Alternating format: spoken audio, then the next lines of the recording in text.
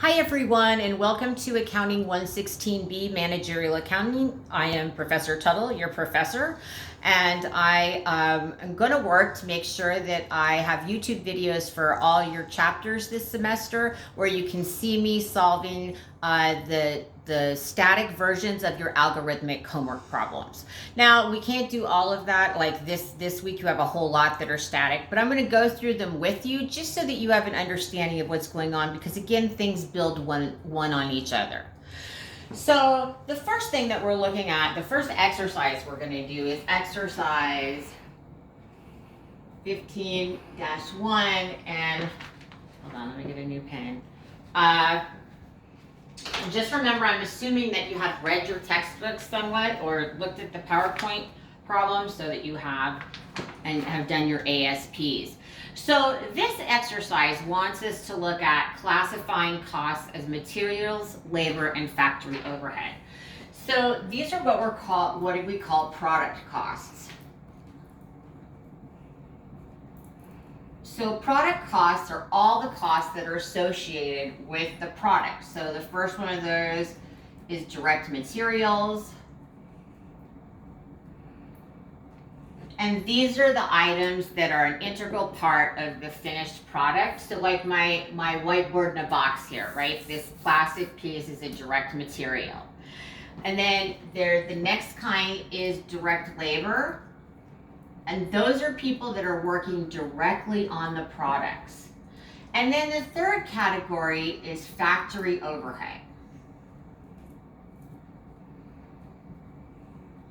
So you have these three components of your product costs. I will be abbreviating them as DM for direct materials, DL for direct labor, and FOH for factory overhead.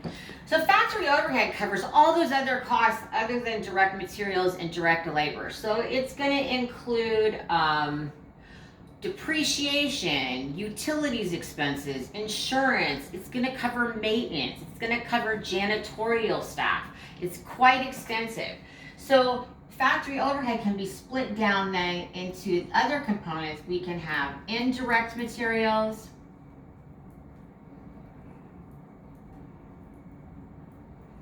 and indirect materials are materials that become an integral part of the product, but they're not probably worth tracing, like I don't know, the tape that they used to tape the roll shut when they mailed it to me. We also have indirect labor. And those are people like supervisors, factory supervisors, and maintenance staff, and anybody like that. And then finally, we have just everything else goes into the general factory overhead pot. So we've got direct materials, direct labor, factory overhead. We've got our indirect materials, indirect labor, and factory overhead. And it's going to depend on the product, maybe how some of these are split up.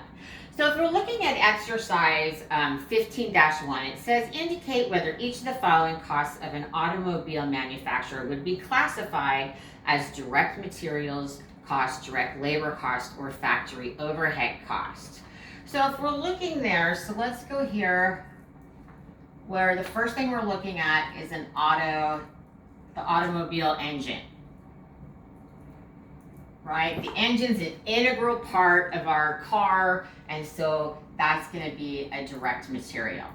So that's how this process goes. B, we're looking at brake pads. Right? That's an integral part of a car. That's a direct material.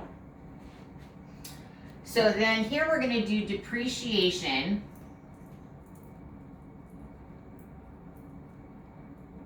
Where are we depreciating? A robotic assembly line.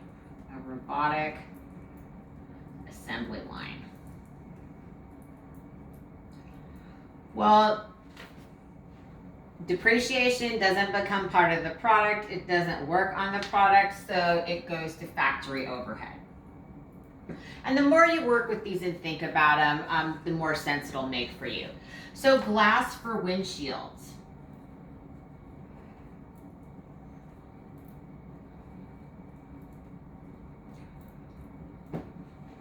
Which I just spelled wrong. that's going to be a direct material. It's a component of the car. We've got safety helmets and masks. So safety helmets and masks. It's not a direct material, it's not a direct labor, it's not an indirect material or an indirect labor, but it's necessary to have, so it just falls under factory overhead. Okay, so that's important to remember. Salary of the quality control inspector.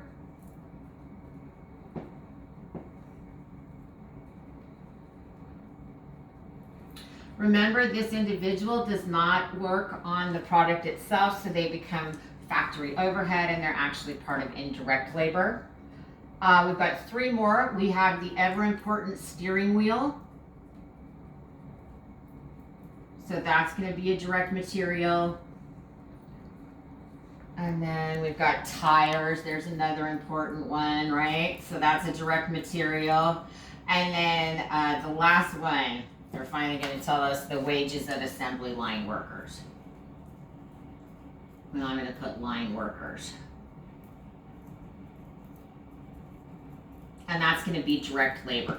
So remember, it's important for the distinction, right? The line workers are working directly on the assembly line. They're touching that final product. They're putting those windshields in. They're putting the engine in.